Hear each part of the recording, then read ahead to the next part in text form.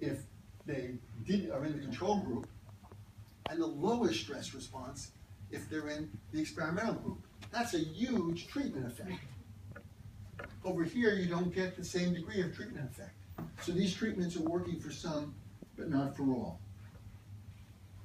What about childcare? The previous presentation made the argument that quality of care matters some.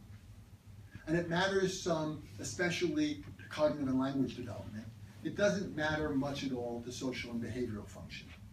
Well, you know what? Maybe in both cases, that's not quite right.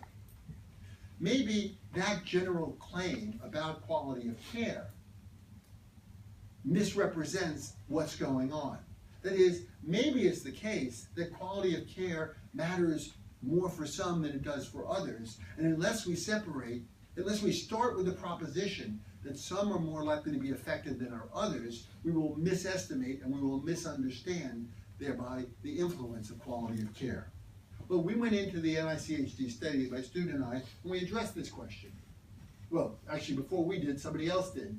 And here we see, looking at executive functioning, capacity to plan, to delay gratification, which is so important for succeeding in school at 48 months of age, being predicted by average hours in childcare from 7 to 36 months of age. And what you see again is that, in this case, by physiological activity, you have a very different pattern of effects. That for some kids, quantity of care doesn't matter at all. For other kids, it matters in a for better and for worse manner. We looked at it with regard to quality of care and infant negative affectivity, negative emotionality, difficult temperament, measured when kids were 3 and 6 months of age. And we looked at the child care quality across the first 4.5 years of life, predicting their problem behavior in kindergarten. If we don't distinguish the high and low negative emotional kids, like I showed you earlier in the day, quality of care has no effect on externalizing behavior problems. That is, that's the average that's the average effect. It's not there. But when you sort out the kids, those who are highly negatively emotional and those who are low and negative emotional, what do you find? You find that for those kids who are not very negatively emotional, quality of care, whether it's high or low, has no bearing on their problem behavior. But for those kids who are high negativity and low quality care, there's your diathesis of stress, there's your dual risk, the most problem behavior. But let's not call negative emotionality a risk factor, because when those kids with exactly the same level of negative emotionality get good quality care, they have the least problem behavior.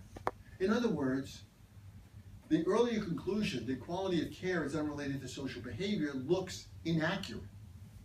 It is true in general on average, but if you turn up the power of the microscope, if you dig a little deeper, if you entertain the notion that children vary in their susceptibility to environmental influences, and in this case in particular, that high and low negatively emotional babies vary in their susceptibility, all of a sudden you discover that quality of care matters for problem behavior. And you know what? I left home that I didn't put the slide in, but when we look at these kids at 15 years, we find just the same thing. That the kids who are benefiting from good quality care are the highly negatively emotional infants, and that's detectable as late as 15 years of life.